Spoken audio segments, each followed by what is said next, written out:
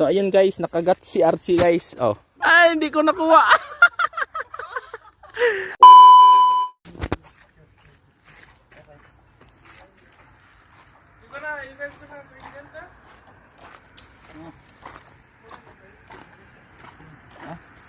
So yun na nga guys, samahan nyo kami manghuli ng bangos guys.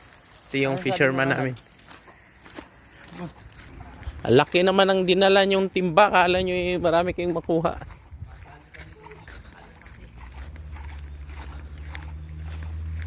Dito kasi guys, mayroong maliit na swimming pool. Ayan guys, dagat na yan guys. Check mo yan guys, dyan. So, yun guys, for more subscribers, please video share this kind of guide video guys.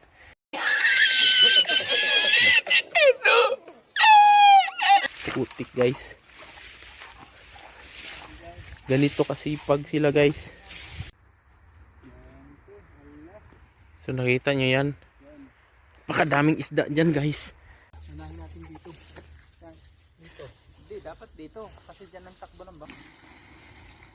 Itong bangos na to guys ay dugtong sa dagat. Kaya hindi to amoy putik.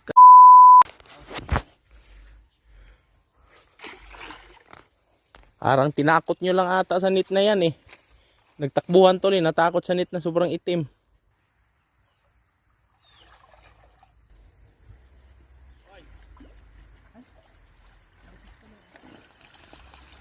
O yun oh. First catch. Ito. Oh. Yan guys oh.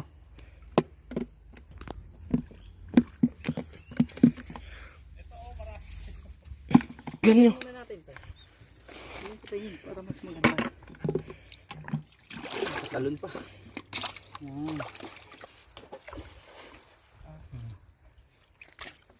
Apa ano?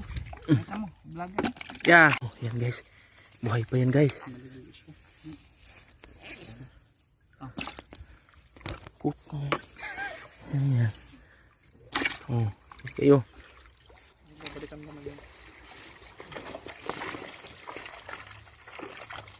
Sa gilid ang mga putik na yan. Sa gilid ng sila lahat no? Pati siguro doon nasa gilid din yun. Nasa gilid din yun, matik yun. Hindi lang tumuloy. Hindi sila tumuloy dalawa. Hindi makakatuloy dito. Uy, malaki na itong isang bangos. Hindi na kagaya dati na laki ng legs ah.